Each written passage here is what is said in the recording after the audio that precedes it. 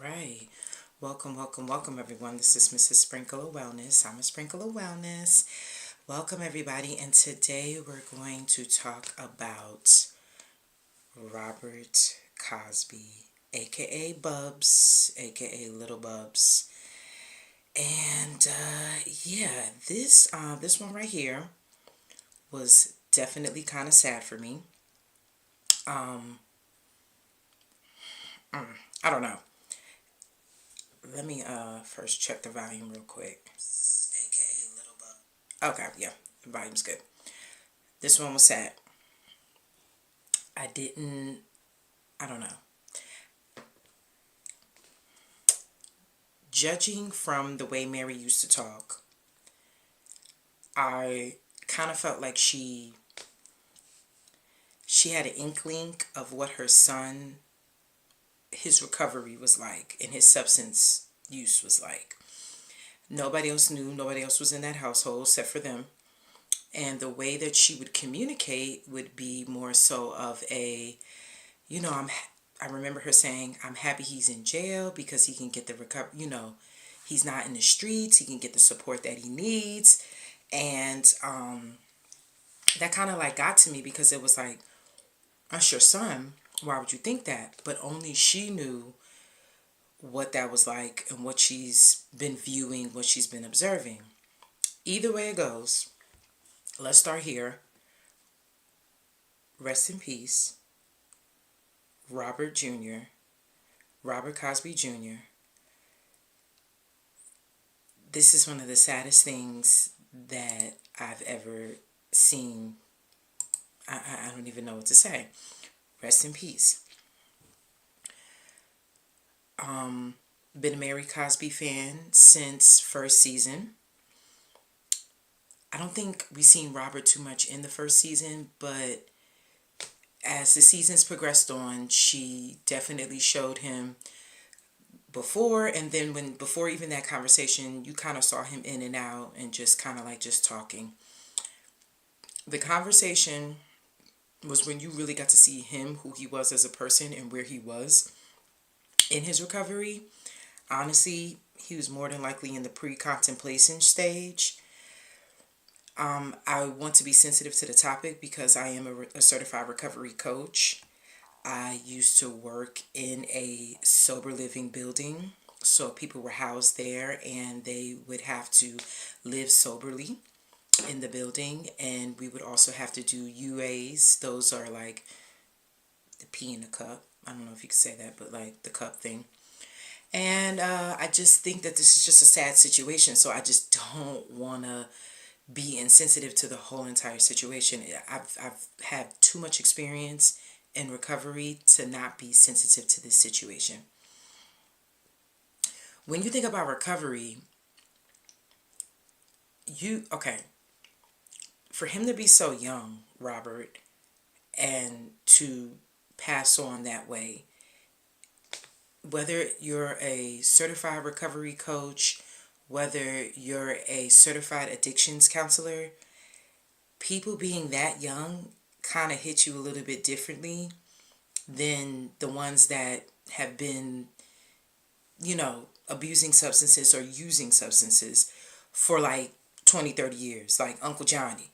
Now, if Uncle Johnny was 56 and something happened to his heart while he was, utilizing substances, we'd be like, oh, dang, sorry, Uncle Johnny. Like, but to be 23 and to be young, vibrant, have such a young heart, such a young way of life, healthy, and to go, pass on like that. Before I even saw the headlines, I didn't want to believe it was drug related, but I kind of felt like it was drug related. But then once they confirmed it, I was like, ugh.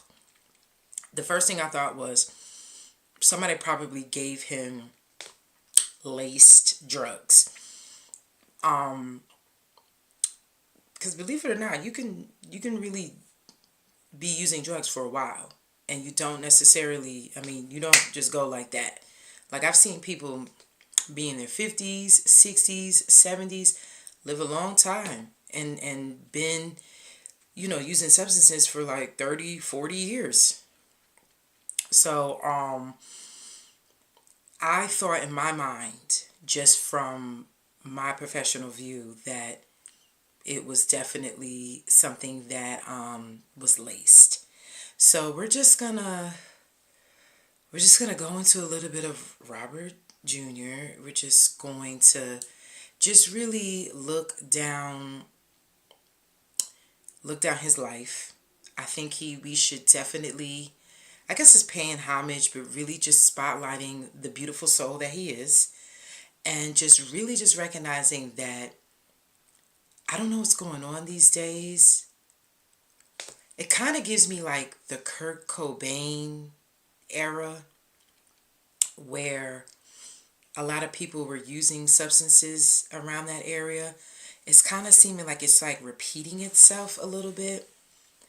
I will say this. I don't know what's going on with our young black men, but they seem to be utilizing outside sources a lot, and I don't know what's going on. It's like they're not. I don't know. I don't want to start. It's like we need more male figures kind of supporting our young black men, because the way that they're navigating through life is utilizing substances. Like this is giving me black vibes. I've seen other races, but the young black men, how many of them recently are battling with depression, utilizing substances, not necessarily taking mental health seriously. Somebody's got to start. I mean, I don't know. Like, they're not listening to us, so I can only say that a man can help out. I mean, sometimes, you kind of have to throw your hands up and say, hey, we need a man to do this. You know what I'm saying? I ain't that girl.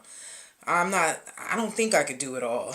Matter of fact, I only want to do 20%, 40% tops, as much as I've been working in my life. I can't do it all. The black male leaders need to be talking to our young black men, because they're utilizing a lot of outside entities. Now, he did have a father.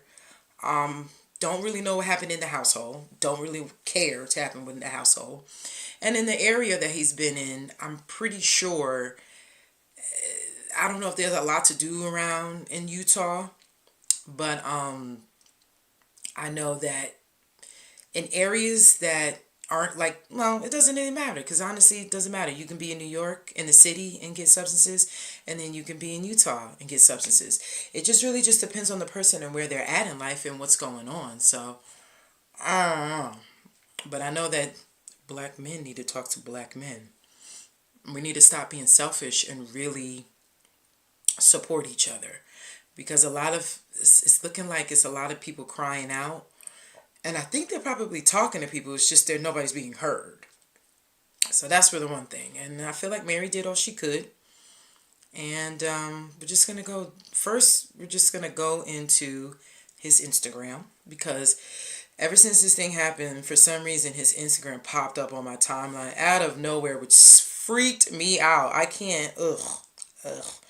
It's like when somebody passes away, now all of a sudden you want to like bring up the Instagram, do this. It's like, but you trying to make a cute coin off of him, off his follows? Like, I don't understand. But let's take a little look at his Instagram, and just really just pay homage to this guy. Pay homage to Robert Jr.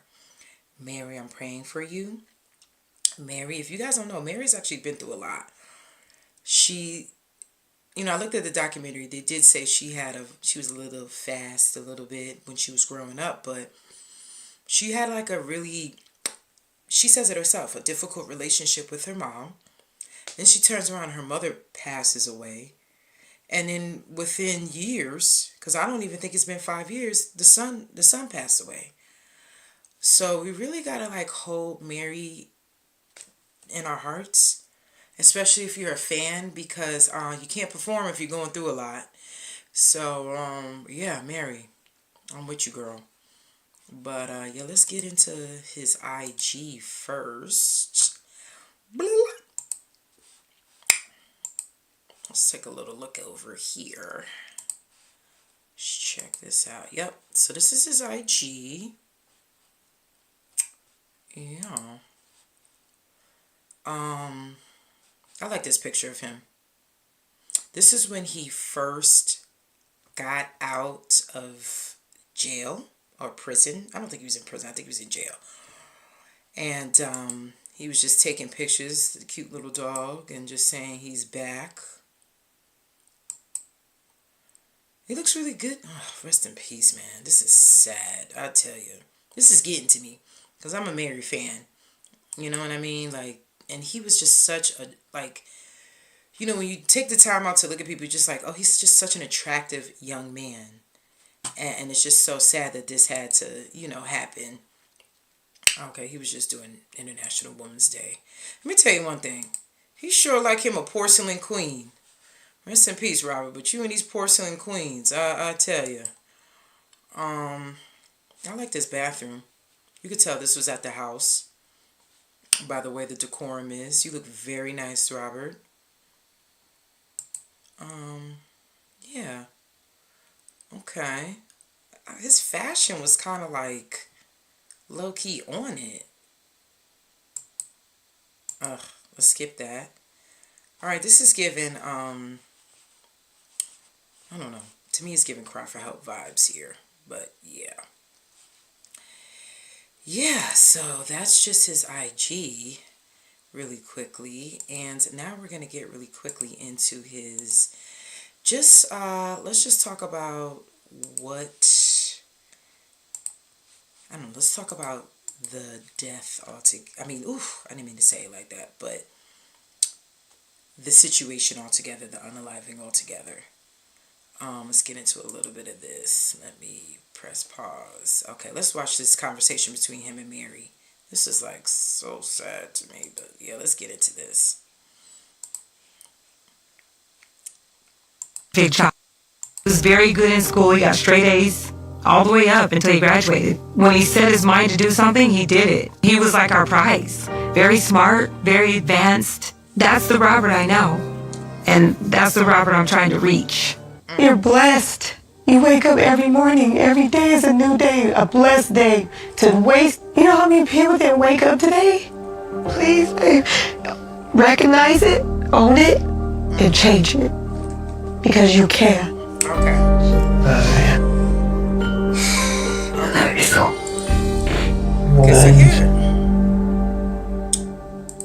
I don't know how I am. Okay, so let me just give you real quick. Here's my take on the conversation. On that conversation in particular. This is just me. Okay, and I thought this way before he passed away. Let's just be very clear about this. I never thought, okay, when I saw that conversation, in my mind, as a recovery coach, he was kind of young to have that conversation on television. Now, looking at the situation now, him being unalived, it was good that he was on TV because you kind of want to, in this world, in this life, however long you have, you want to make a mark in this world, whether that's an imprint on the internet, whether that's an imprint on people's lives, because what are we all doing this for? When we're gone, the people after us are going to tell other people about us and who we were and how we were when we were alive. So in order for us to do that, we have to tell our stories while we're living, especially if you're in a position where you're of age, 21, 22, 23, that you can actually start speaking, communicating, and talking about what you need to talk about. You may want to start telling your story now, because eventually we're going to be gone, and then who's going to tell our stories? We can't talk for ourselves. So we want to make sure we imprint the life. That was good that Mary did that. From a recovery standpoint, I don't think he was ready for that conversation. I think that was, for a young man, that was a lot of pressure. Not from Mary. She did nothing wrong. I just, when people are in recovery and are somewhat using substances, the emotions, they're a little different than somebody who hasn't used substances, because you're utilizing the substances in order to cope with your emotions. So sometimes you can't necessarily convey how you feel. You can't really talk. Like, you find yourself crying a lot. You cry yourself, just communicating in one word sentences, one word answers. You just like, I don't know. I don't know. Especially if you're under the age of 30. People who aren't in recovery and haven't used substances don't really communicate like that. Like, we live in a social media world where we don't even talk. We do this. So that having him actually communicate on television, the love was there, everything was there. I'm just saying, from a personal perspective, from somebody who's in recovery, and this is no shade to nobody, it's just what I feel.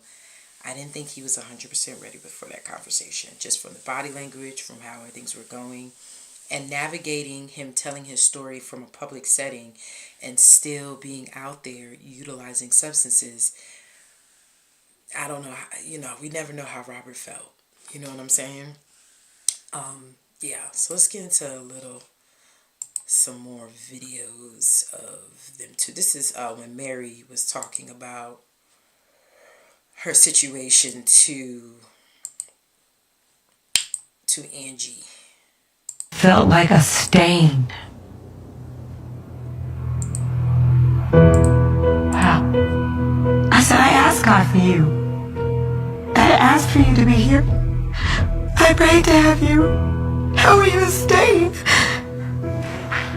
Wow, that's heartbreaking.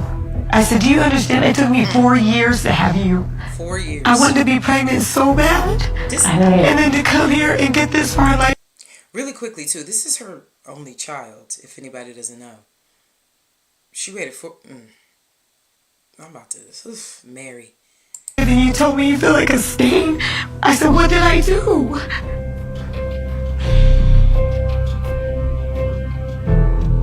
What did I miss? Was I not paying attention at some point that he went that far? To the point he didn't even want to live?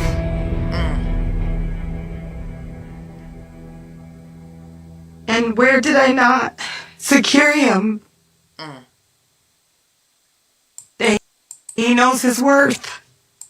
I can imagine what Mary's doing now as far as like beating herself up.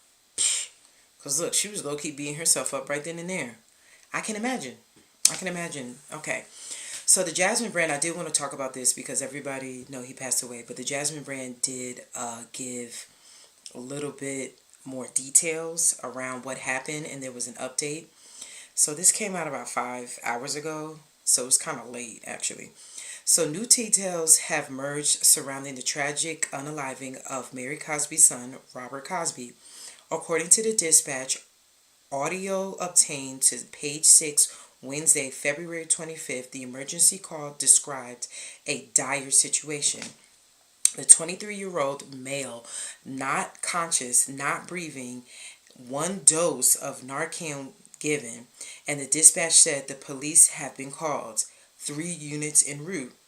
Narcan is typically administered, I have Narcan in my car, typically administered on overdose patients and reverse in the unaliving effects. So what Narcan does, let me just stop right here real quick because we'll go back to this. But what Narcan does is if you're ODing, if you're overdosing, and you can kind of save the person by goes in your nose, in your nose. I actually took a class on this, and it's like a little. It looks like a nasal spray, a little bit, and it's supposed to adverse the effects. As soon as it happens, though, you're supposed to do it like as soon as you start to notice like unresponsiveness and maybe signs of like heart rate lowering, getting ready to stop, boom, do it. If somebody passes out and you're tapping them, right, and you're like, yo, what's up, Narcan, and you know what's up, Narcan. So yeah, Yeah, that's just a little bit of education. We need to educate black folks too, especially about recovery, because we just have to get better on how to support, ooh, that's bad, one another. But yeah, let's go back into what happened in the new founding situations. New founding stuff, updates that happened. Okay, so blah, blah, blah, blah, blah, where was I at? Okay, authorities confirmed that they responded on Monday, February 23rd, to report a full arrest and a medical emergency. Reports of a full arrest and medical emergency. Who they arrested? Or maybe just cardiac arrest. Robert Jr. was pronounced unalived at the scene. Ugh. Oh my gosh, I wonder who he was with. An official caused The official cause of unalive has not been confirmed yet because they have to do an autopsy, and the investigation remains active. In a joint statement, Mary and her husband shared, "Our beloved son, Robert Jr., has been called to home to the Lord. Those in our hearts ache. We take comfort in what though our hearts ache, we take comfort in God and promise that in knowing he is finally at peace. We are grateful for your prayers, and we trust in the Lord to carry us through this." I, again, am praying for Mary. I truly believe that she feels that her son has been called to the Lord. I think she believes very much that he was an angel on earth. This was his time. I just, I know she's probably going through it because that's her only kid, but struggling in this world can take you down. So if somebody in any way, shape, or form chooses to be at peace, however that looks, we have no choice but to respect it. I'm telling you, as somebody whose mother recently passed away, I'm not just talking out the side of my neck. My mother chose peace before she passed away. And we have to, the living has to be okay with that. Yeah, so let me wrap this up. Yeah, rest in peace, Robert Jr. This one hurt. I'm praying for you, Mary. Oh, and they were supposed to start filming for Real Housewives of Salt Lake City like sometime next week. Put to hold. I bet you everybody's just surrounding Mary. She needs all the love that she can get. I don't know how they're going to do this without Mary, and if they're going to reconvene, but I think they should take a season off. Just my opinion. We'll miss them, but we'll understand. It's just that the other franchises suck, and that's the reason why they're riding on them. But honey, you ain't gonna get a full Mary. You're gonna get an angry black woman. So they need to take a season off and then come back. All right, well, this is Mrs. Sprinkle of Wellness, recovery coach talking. Rest in peace, Robert Jr. And to the living,